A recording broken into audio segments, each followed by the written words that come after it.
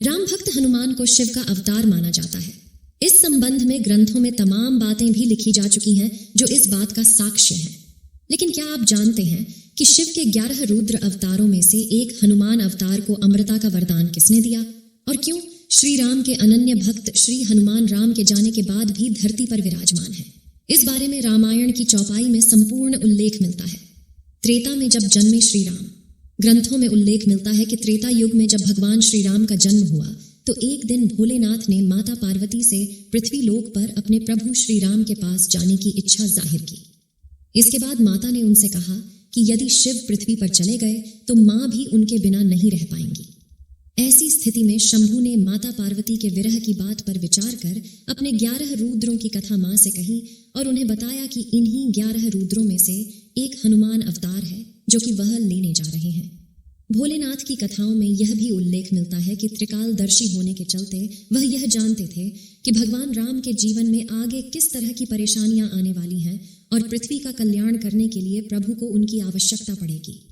इसके अलावा यह भी उल्लेख मिलता है कि शिव ये जानते थे कि कल युग में जब पृथ्वी पर न राम होंगे न शिव, तब पृथ्वी के लोगों को ऐसे किसी प्रभु सेवक की आवश्यकता होगी जो श्री राम की कृपा से उनका कल्याण कर सके। यही वजह है कि शिव के हनुमान अवतार को सर्वश्रेष्ठ अवतार की संज्ञा दी गई है। वाल्मीकि रामायण के अनुसार लंका में बहुत ढूंढने के बाद भी जब माता सीता का पता नहीं चला तो हनुमान जी उन्हें मृत समझ बैठे, लेकिन फिर उन्हें भगवान श्री राम का स्मरण हुआ और उन्होंने पूरी शक्ति से सीता जी की खोज प्रारंभ कर दी। इसके बाद वह माँ से अशोक वाटिका में मिलते हैं।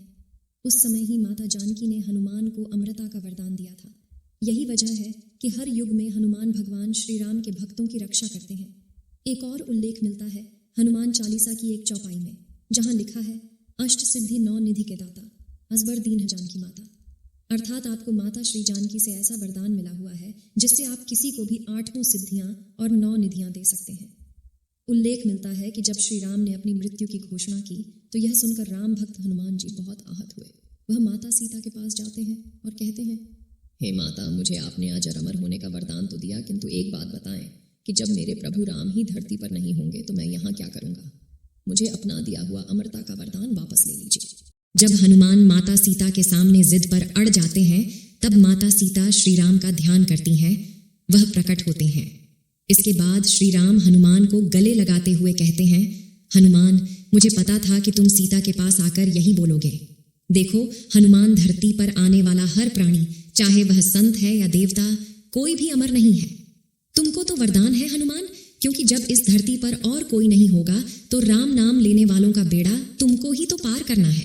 एक समय ऐसा आएगा जब धरती पर कोई देव अवतार नहीं होगा, पापी लोगों की संख्या अधिक होगी, तब राम के भक्तों का उद्धार मेरा हनुमान ही तो करेगा। इसलिए तुमको अमरता का वरदान दिलवाया गया है हनुमान। तब हनुमान जी अपने अमृता के वरदान को समझते हैं और राम की आज्ञा समझकर आज भी धरती पर विराजमान है।